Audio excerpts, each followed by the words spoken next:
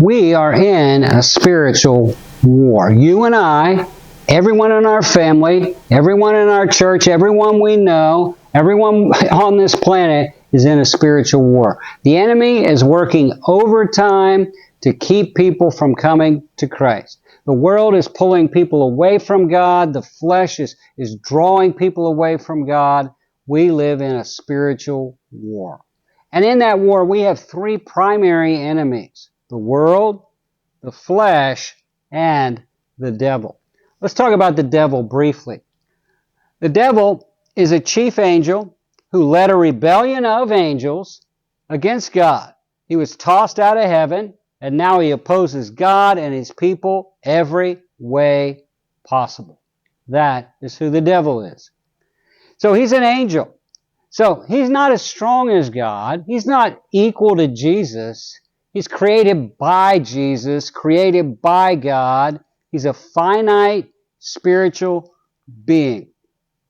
He's superior to humans, but he's not equal to or superior to God.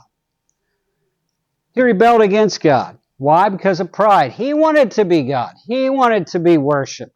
He wanted everyone to bow down to him.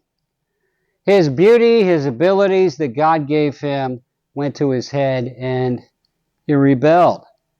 When he rebelled against God, he led a bunch of angels to join him. And now he's very powerful in the material, natural, physical world. Read Job chapter 1. He was able to stir up people to go and steal Job's cattle, his property, his things.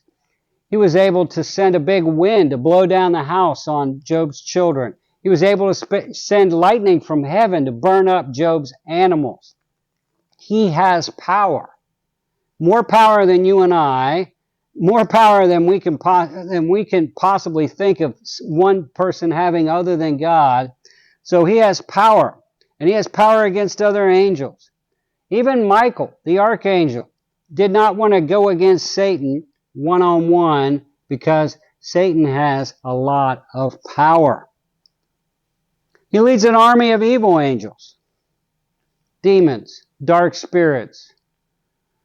He leads other fallen angels. He leads now as an army. They have ranks and positions, and he's the commander-in-chief of the kingdom of darkness and the demons that work there. He has a throne, we're told about in Revelation 2. He rules a kingdom, the kingdom of darkness, we're told about in Matthew 12.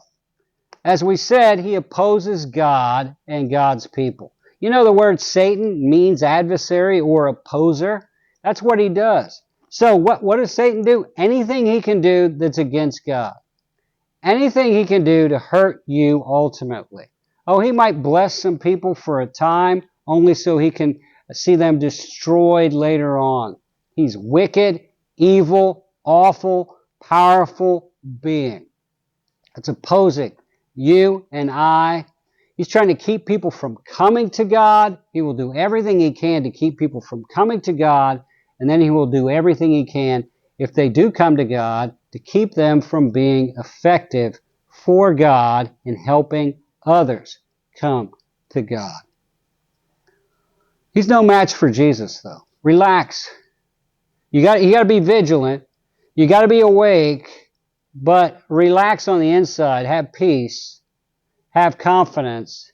Have faith, because Jesus is greater than Satan. Jesus is stronger than Satan. And Jesus gives his victory to us. We're told in 1 John 4:4, greater is he who is in me, that's Jesus in me, than he who is in the world, that's the enemy. We can overcome. We can be victorious. We can walk in victory against the world, against the flesh, and against the devil, because Jesus died for us, defeating sin, death, and the devil, rose again from the dead, so we can be forgiven, and so we can have victory, and so we can walk in victory for him, and we can help bring others into his victory. I'm Dave Earley. Thank you for joining us. We're going to be talking more about how to walk in victory. That's what we'll be talking about next. Join us. You can subscribe to our YouTube channel, or you can follow us on Facebook. God bless you.